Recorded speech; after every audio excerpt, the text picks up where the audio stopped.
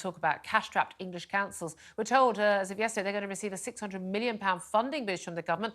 This follows recent warnings of further bankruptcies and, indeed, dozens of Tory MPs writing to the government saying they need an extra £1 billion or more will go bankrupt. Well, joining me right now is the head of campaigns at the Taxpayers Alliance. That's Elliot Keck. Hello, Elliot. Thanks for joining us. Good afternoon, Julia. Apologies, time is very short, given all that breaking news. I hope you'll understand. Look, councils keep going bust. Are they going bust because they haven't got enough money? Or are they going bust because they're really incompetent and wasting a load of money? Or is it a combination of the two? At the moment, it's actually the second answer, which is essentially completely chaotic financial mismanagement. In every single example of councils that have gone bankrupt so far, from Nottingham to Birmingham to Thurrock and Slough, we've found absolutely woeful tales of financial mismanagement, incompetence, and even behaviour that's frankly bordering on corruption. We're yet to see a council that has gone under because of genuine pressures on services. Well, that's interesting, because they're all saying they're struggling. Again, the fact that some go under and some don't suggests there is a level of competence that could prevent that. What sort of incompetence and failings have you identified? Well, just to take a couple of recent examples, Nottingham Council invested tens of millions of pounds into a not-for-profit energy company that ended up going under. Now, what business a council has running an energy company, I'm not sure. Birmingham Council had an IT system. Yeah, exactly. Birmingham Council had an IT system that went horribly wrong, an equal pay bill that they spent decades not properly addressing, and then Woking and other councils spent huge amounts on failed property investments. So as I said, we're yet to see a well-run, well-budgeted council go under because of genuine pressures.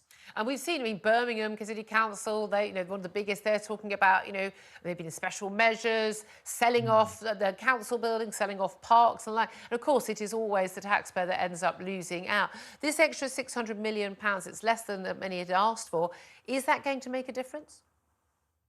Well, I think it's a case of councils crying wolf for too long. There are real pressures on social care budgets, and the £600 million, the majority of it, about £500 million, is going towards social care, and that is where council budgets are most under pressure and where councils are probably most blameless. But when they make such shrill noises year after year after year about how desperately they're in the red and how desperately they need money, residents and taxpayers are rightly going to be sceptical about whether or not this money is going to be put to best use, or whether or not this is just a desperate attempt from councils to line and some of the people they hire as well. I mean, these diversity managers, and I know people say, oh, it's just going on about it, but they're on huge salaries, a lot of these people. And some of the I know we want to have things other than just the basic necessities, but if you can't afford to, provide social care for every elderly person who desperately needs it, or a place for a child in need as well, then I don't think you should be spending money on arts projects and all of that nonsense and painting, rainbow flags on zebra crossings and things like that.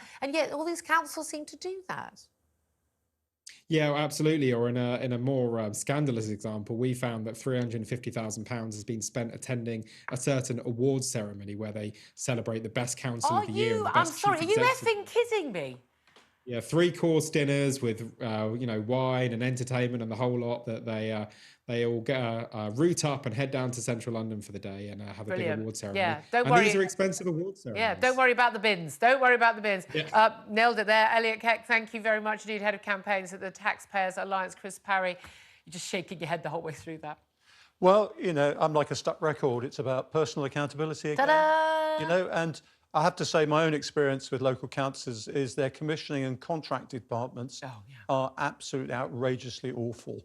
So it's no surprise to me that incompetence lies at the heart of this. But, some hanging and flogging needs to take place. Well, again, also, stop giving everyone a bonus and paying everyone more. Well, you have to compete with the private sector. Yeah, but you need some accountability there. If your company goes under, but we don't let councils go under. But we don't know who's to blame here. We all hear about these anonymous councils, but we need to name these Someone people. made a decision. Exactly, exactly.